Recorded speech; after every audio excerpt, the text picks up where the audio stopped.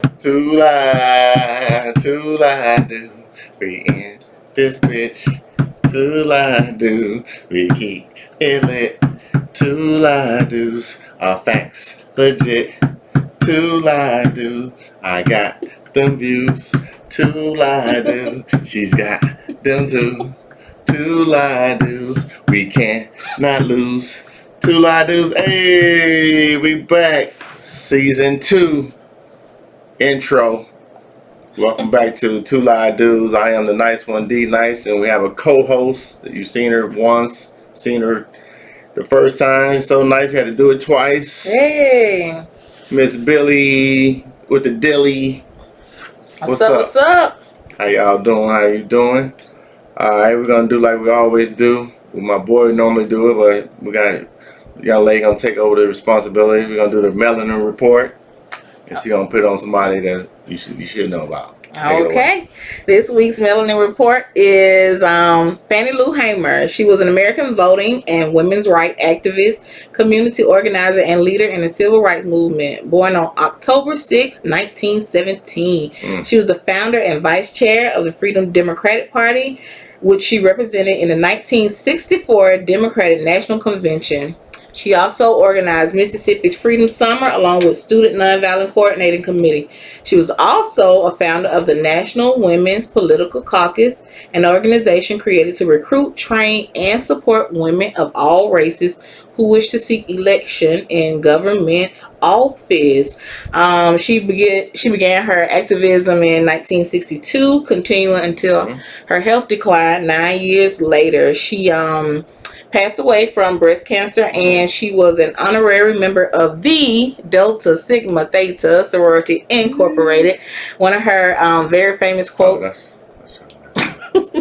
One of her very famous quotes was, "I'm sick and tired of being sick and tired." Yes, ma'am. And we sick and tired of telling y'all to go vote. What? Go vote. Please She vote. was part of keeping black folks to vote. Yes. And we still trying to keep that legacy going. Yes. And get to the new generation. Y'all need to go out there and vote. If you had a household and you supposedly the responsible person in the family, then everybody in the family should be able to vote. If they're of legal age to vote. Yep. Vote who you want to vote for, but vote. Yeah. Register to vote. Yeah. This is so important. Yeah. Today's event and details, well, what we're going to be discussing, rather. Event, a lot of details and events and the subject matter, but we're talking about head of household, how that's kind of changed over the decades. Used to be the man. He would be the main breadwinner. The wife would stay at home, take care of the kids, or you know what I'm saying, or just make sure the house was taken care of. There wasn't no kids involved. Yeah. That evolved until the dad wasn't around, so the woman was the single head of household, raising the kids, raising everybody by herself. So the dynamics have changed quite a bit. Men have just bailed out in a lot of instances, and because of bad decisions they made, and the woman gets stuck with all the responsibility. So we're gonna talk about, is the head of household the same like it used to be, and if it's not, why isn't it, and why can we get it back right? Or is this the new way? Is this the new wave? It may be the new wave. I mean, I don't necessarily think that it's all just men bailing out. I think just life, sometimes. I mean, people can be difficult to deal with. Doesn't give you a reason to walk away from responsibilities. But life, people are different, and like you said, back then we depended. When I say back then, it's our parents. Yeah, our parents. My parents were born in the 40s, so they depended on the man because women couldn't work as much or as freely, or their earning power wasn't the same. And so now, true, so true. But now, women are even choosing to, if they're not married, to still have kids, which is fine and great if that's what you want. And so that changes the dynamic too, other than just men walking away. If you going on the college grounds and just the statistical numbers of us going to school. I mean, we have more women going to school. They're getting their degrees Mm-hmm. and more of a power of authority in their jobs and stuff. So, Mm-hmm. we've been slacking on the man side. A lot of reason because of incarceration, still Mm-hmm. out in the streets trying to make that money be legal, and it's not. We Yeah. get caught up, and then we in prison, or you get taken out, you get killed. Yeah. So a lot of that has changed. Why we seeing so many reckless ass kids out here now that's going haywire because they ain't had that foundation of the father in the household. Yeah. And do you so I read this post the other day, and it said something about like white women send their daughters to school, to get husbands, and we, our parents send us to school to get degrees. Mm.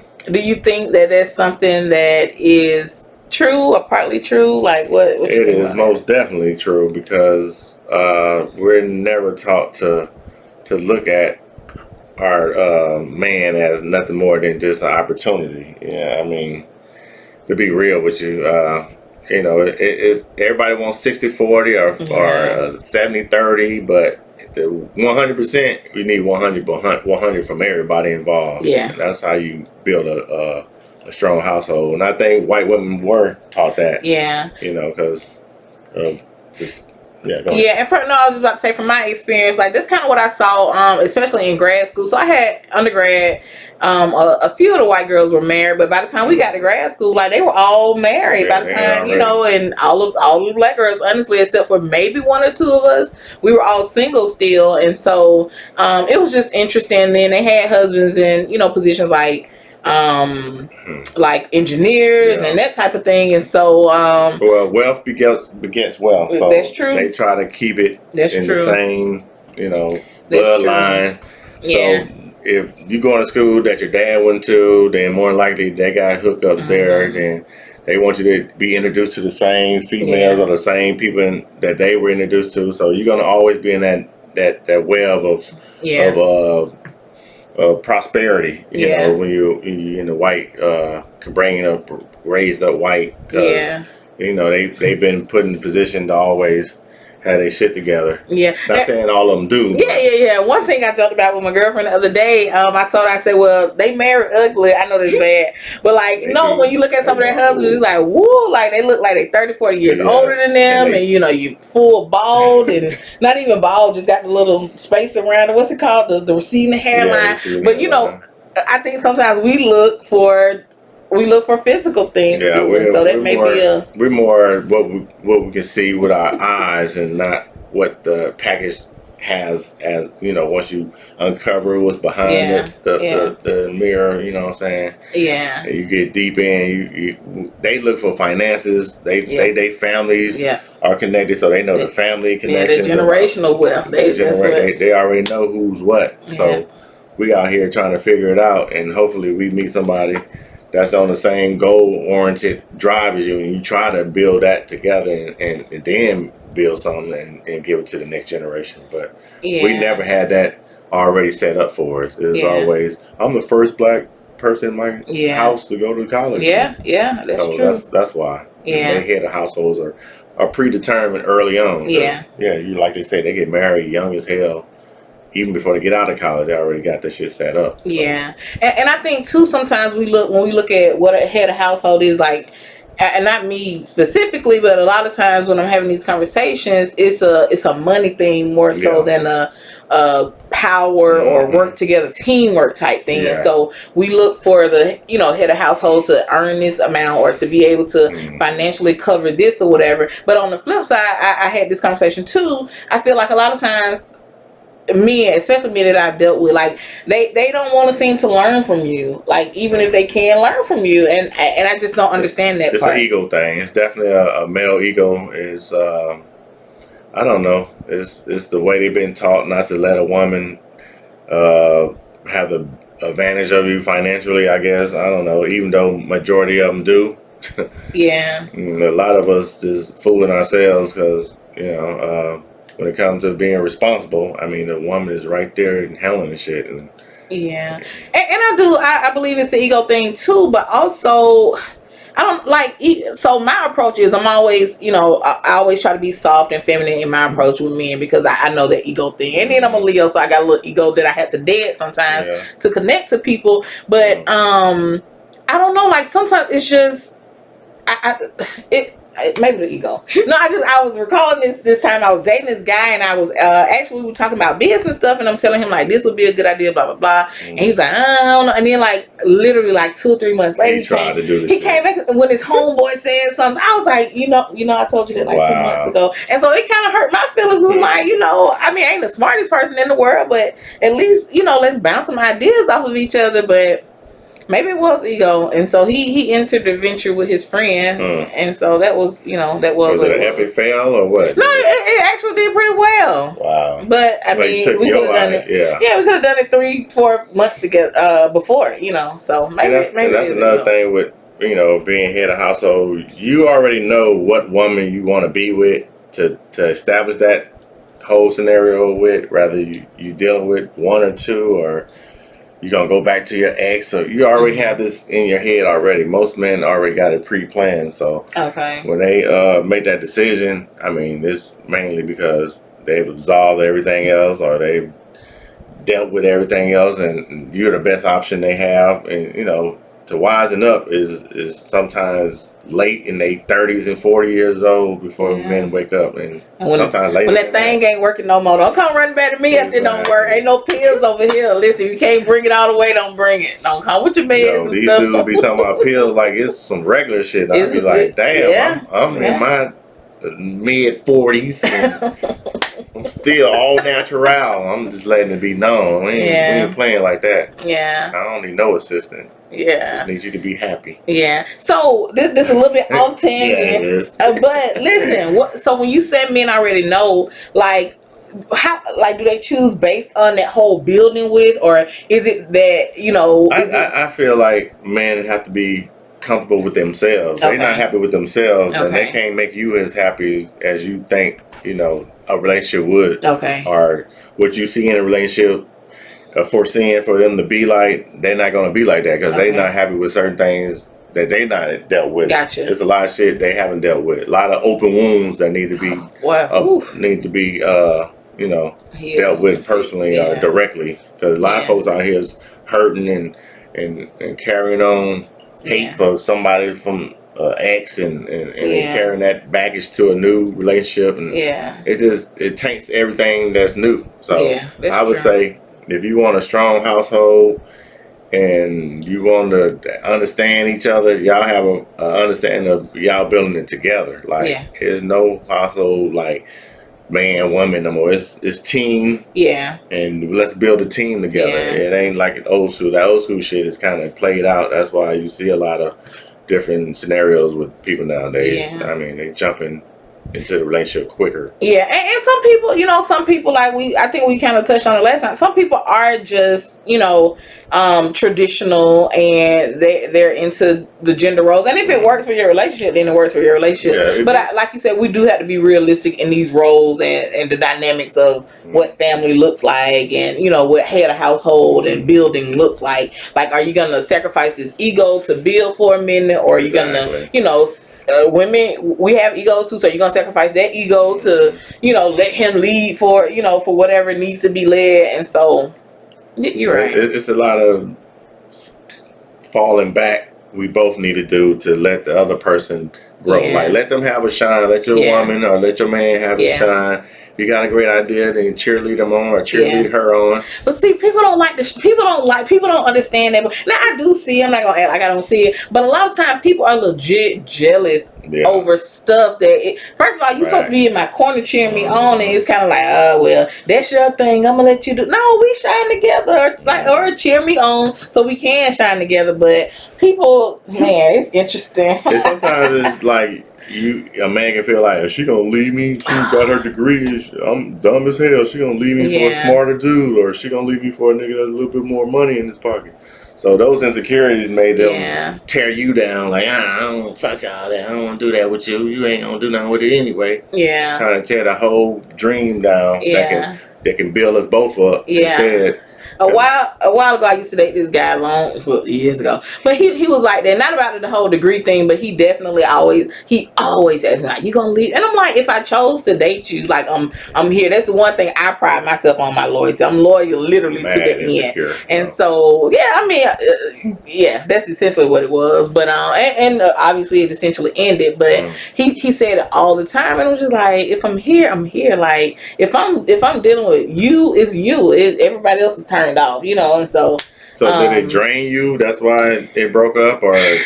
No, you know what? They probably gonna see this this recording, but no. Eventually, I think his friend was in his head too much, and the crazy part is his friend is in a great, thriving relationship, and I'm happy for him too at this point because I've seen him grow over the years or whatever. But it was his friend in his head, and he actually eventually said, I think the friend even got drunk one time and said like, I was just jealous, and I'm like, okay, and it probably just wasn't meant to be. He was a little bit younger, so a little bit less mature. Yeah.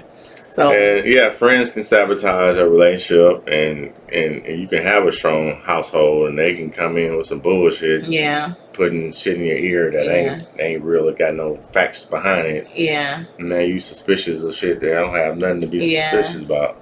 Yeah. I mean, like you said, it be unhealed wounds. I was talking to somebody, and we were talking about something that had happened in the past, and I was like, but you did this to me or whatever, and he was like, you know how many people done me like that, and I was like, but it don't make it okay. I said, hurt people. You gotta fix the hurt though. You can't justify you doing something to me because somebody did it to you, and I'm over it now, but it's like, really? Like, and so it's people dealing with a lot. People, I don't know. Hey, we say all this to say communication is definitely key. Yes. Find out from the giddy up where y'all stand at. The future goals coincide with each other. What position you want to take in the relationship. CEO, COO, or vice president, president. Y'all have to talk that shit out in order for it to build. Yeah, and had a hard conversation. Like some conversations are hard. Like they just are. You just have to have them because it literally can fix something if it's fixable and if it needs to be fixed. Again, I talked to a lot of friends, but a friend told me the other day he was saying that like he loved his girl or whatever, but he's just not sexually attracted to her, and I'm just like, you got to have this conversation. It could be something that she's ready to do and you're not, or you're ready to do, but just have it. He was like, no, you got to understand how people move. I was like, no, it's a hard conversation, but you gotta have it because what you gonna do? You gonna cheat on her for the next 20 years? Like that can't work. And so you just love her, then tell her the truth. Exactly. Just had a hard conversations, and it's, I'm sure it's fixable. It's hard to do, but real spill from a G. If you got a good woman out here, man, in 2020, you see how toxic the world is. So I wouldn't go around just shitting on something that's been good to you. So I would say, if somebody's been good to you, they improved, they've been in your corner, cherish that person and hold them down because, that shit is hard to find. Yeah. Facts. So that's a real spill from the G. Yep. What's Billy with the dillies? Oh, Billy with the dilly. Today we're gonna I guess I'm gonna talk to y'all about the staying healthy during this COVID-19. Okay. I mean, I'm no health expert by any means, but I do take my vitamins every day, my multivitamin. Okay. I do my shot of ginger and turmeric and put a little cayenne pepper in there, and just staying active. I'm bad with getting moving, but I challenged myself last month and this month to just be active for 15 minutes a day. That can really it can lower your blood pressure, lower your blood sugar. You can walk around the corner. I walk around my apartments. Literally, I lap it about 15 times. Yep. And so stay healthy, please. Stay healthy, stay safe, and get your vitamins in. Yes. Go vote, please. Please vote. And, vote early, or vote on voting day, or do your absentee ballots, but vote. Please. Yeah, and don't just love us when you see other people shooting at us. Love us when you see us shooting us. I mean, we gotta love us all the time, not just when somebody else doing something wrong to us. There's a lot of ops that looks the same color as us, so remember that. It's a situation in Detroit right now. My boy Trick, he going at anybody who don't want to represent. Find out who killed that little boy out there. Oh yeah, I saw that the other day. That was that's sad. On Crip, and that's on blood or anything else y'all claiming out there. You don't fuck with no kids, no women, or no old people. Yeah. That's just a law. Yeah. Codes, y'all forgot. Yeah.